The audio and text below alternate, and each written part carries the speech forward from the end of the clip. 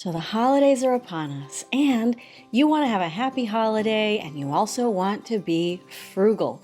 In this video, I'm going to share with you 6 important tips that you do not want to miss about how to have a happy and frugal holiday season. Welcome, I'm Amy, and here at Frugal Over 50, I give you tips and tools for frugal living. Hola a todos y bienvenido. El día de hoy les voy a compartir 6 tips para la vida frugal durante la Navidad y las otras fiestas. Number 1, and one of my favorite tips to share with you, bake it yourself. It's possible that you love a certain holiday treat, and it's possible that you have in the past purchased it or asked somebody else to make it. This year, give yourself the challenge of baking something that you've always wanted to try. It's probably cheaper than a bakery, and if you do it yourself, you'll have a new skill. My favorite thing to bake, and not necessarily a new thing for me, is sourdough. However, as you probably can see, I moved a few months ago, and I wasn't sure whether I wanted to bring my sourdough starter or if I wanted to start a new one. I made the decision to put my sourdough starter into a medicine bottle and bring it with me. When I got here, I ignored it for months, and I really did feel as if I was starting over with my starter.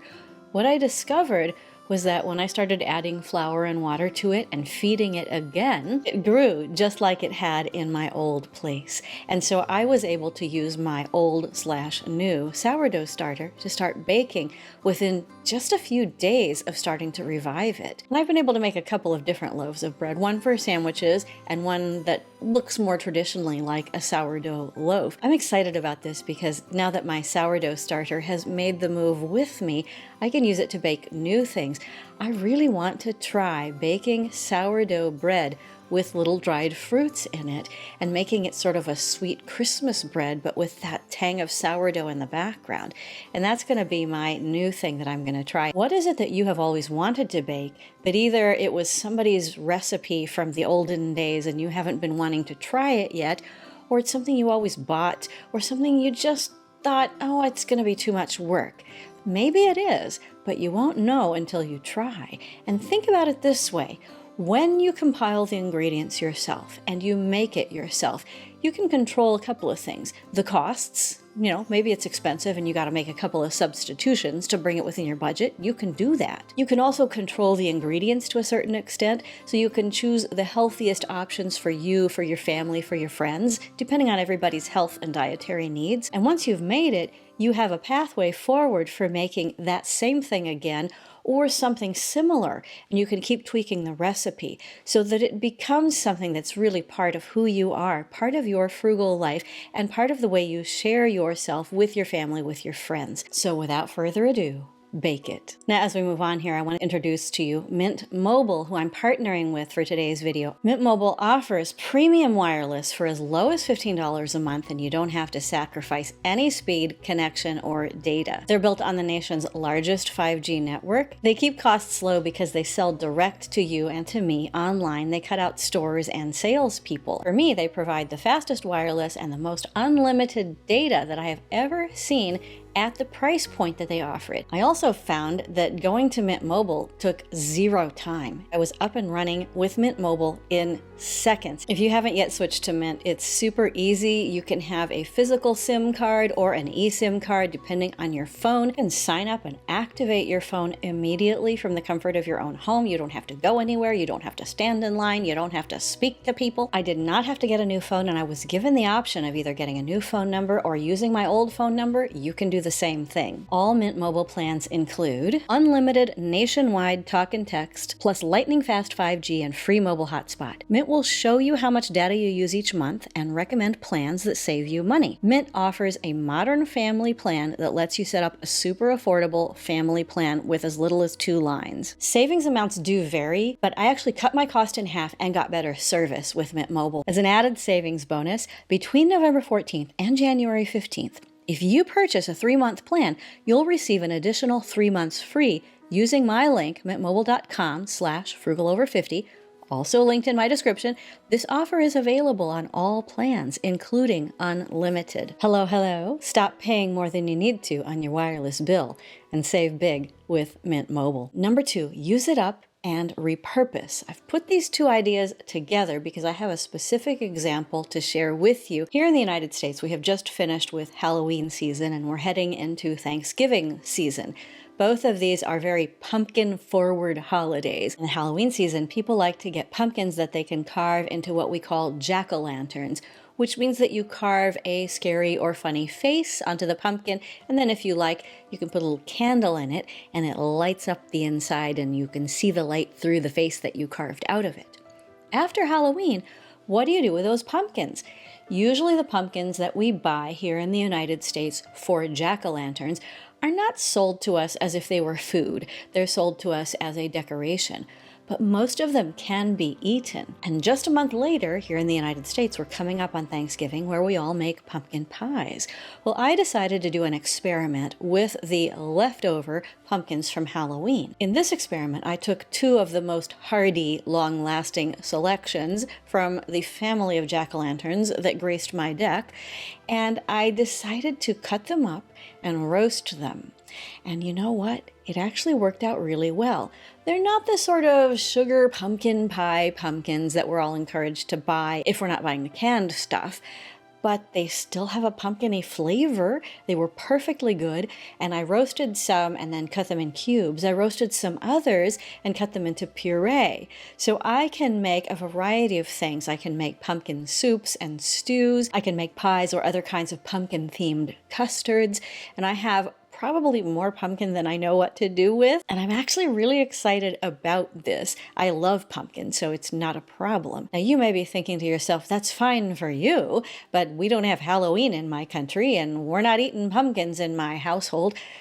But there's probably something in your house that you have that you could use in a different way for the next holiday that's coming up. There's probably something that you have that you're thinking of right now that you're like, you know, if I just got that out and turned it around, it would fit for this other holiday. I'm not even sure what I'm talking about here, but I know you are. Tell me down below in the comments, what's that thing that just popped into your mind where you thought, oh yeah, you know, if I just moved this here, or if I got that out of the back of the freezer, I could do X, Y, or Z to prepare for the upcoming holiday. There's gotta be something. And I'll also say, before you go out and buy something that you think you need, don't follow my example. I went to Target and bought a rolling pin because See Above Under moved here a few months ago, and I thought I needed a rolling pin.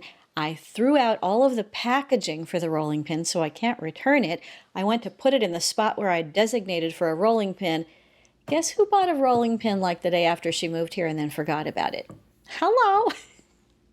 So in this idea of using up and repurposing, included in that, of course, is not following my example there. I've got an extra rolling pin. Anybody want it? But instead, looking at what you already have and thinking, what can I do with this to really make the holidays special? Make your home cozy with what you have, make your food delicious with what you have, and share with your family and friends from your heart and from your home by using what you have. By the way, if you're getting value out of this video so far, would you give it a like and consider subscribing? Join the Frugal Over 50 community. We're a great and supportive bunch and we'd love to have you. Number 3, experience it. This means do things that you actually enjoy. What do you like to do during the holidays? And I'm talking here to my sisters who are women over 50 who've been taking care of everybody else's needs for every holiday for the last 30, 40, 50 years. What do you actually want to do this year for the holidays? And if it's a little too late to think about that because you've already committed yourself to some things that maybe you don't prefer, that's okay. Think ahead to next year. There's always going to be next year. What would you like to do? Do you want to go to that Christmas Eve choral concert? Do you maybe want to sing in that Christmas Eve choral concert? Do you want to participate in your community theater's production of A Christmas Carol? Do you maybe want to be the person who takes over Great Aunt Linda's famous turkey recipe this year? Do you want to host things? Do you want to go to a hotel and forget other people exist? There's so many choices. What do you want to do to experience the holidays? And once you have chosen what you want to do, how can you happily and joyfully make that happen? This is a really important point for those of us who are women over 50. Sometimes we feel that we must stand up for our needs so strongly that we almost have to make ourselves angry over the injustice of not having enjoyed the experiences in the past before we have the right to enjoy it. If you need permission, if you need to know you have the right to enjoy the experience of the holidays, I'm giving that to you. And particularly if you come from a difficult family situation where expectations had to be managed and you could not be yourself, and you want this to be the year that you feel at peace with your holidays, think about what you actually want to do and carve out time to do the things that matter to you. I'm going to be baking bread and creating all kinds of pumpkin-themed foods. And I'm also going to be walking in the snow. I'm living in a snowy place for the first time in my life, and it's an absolute delight. And even Goldie likes it. She goes out in her coat, and it's great. These are my preferred experiences for the holidays, and they're quite simple. They don't cost anything. They're extremely frugal, and I enjoy them so very much. What do you want to experience these holidays? Number 4, slow it down. Now, if you watched my video from last week about 3 tips for frugal living, I talk a lot about taking it at your own pace and resting. And in this video, I want to extend that to the holidays specifically. For many of us, most of our lives during the holidays were all about frenetic action, all around taking care of the older folks in our families and the younger folks in our families, and keeping everybody organized and making sure the gifts got bought and making sure the food got cooked and making sure everybody was happy, or just managing the chaos of it all. And when I ask you to slow it down, you may hear a voice in your head shouting that it's not possible. But even so, I invite you to carve out just a bit of time for maybe a little face mask, for maybe a little bit of just sitting in a room with the door closed and asking nobody to bother you for a bit. If you are the sort of person who, for the first time in your life, actually has some time to yourself, enjoy it, celebrate it, sink into it, get that cozy blanket out and sit and watch a holiday movie with a cup of cocoa. Read that book that you've been wanting to read for the longest time, and really sink into the quiet and coziness that can happen during the holiday season if we really make an effort. It's so funny to think that we have to make an effort to slow it down, but that's actually true because these times are so frenetic for so many of us. So I want to invite you to join the whole Frugal Over 50 philosophy of slowing down and enjoying the holiday in a wonderfully cozy way. We can do this, people. Let's slow it down. Number 5, buy it early. This is a tip that I actually learned from you folks several years ago. Every year I talk a little bit about holidays, and some of you talk about buying your Christmas gifts throughout the year so that there's never any one time where you're just buying a whole bunch of gifts. Others of you plan throughout the year, and you watch for different times when different kinds of gifts tend to go on sale, and you purchase them at that time. So you might actually purchase quite a bit during the Black Friday sales here in the United States, for instance, because there's so many things that go on sale, but you'll have planned and saved up for it over the year, so you're really ready for it. My big score this year was that I bought my turkey early. It was honestly not something I was planning on doing. I had heard that here in the United States, prices were going to be going up for holiday foods, and I walked into my local grocery store and I saw a really good price on the kind of frozen turkeys that I usually buy, and I just picked out the one that was the right size for my oven and for the number of people I plan to serve. And I got it. And it's sitting in my freezer, ready to be thawed out. It's going to take a few days to thaw it out, and then it'll be ready to be cooked, and we'll eat it, and then I'll freeze some of the meat. I'll make wonderful turkey stock. I really enjoy turkey. And I'm happy that I was thinking ahead so that when I saw that the sale had come up and the product was in the stores, I was ready to purchase it. So some of this requires advanced planning, but some of it requires just going, oh, there it is. It's time to get it. Now, some of you also talk about waiting to buy things like Christmas ornaments and decorations and wrapping until, say, the day after Christmas or a few days after Christmas, and you buy them for the next year. There's that old saying, Christmas comes but once a year.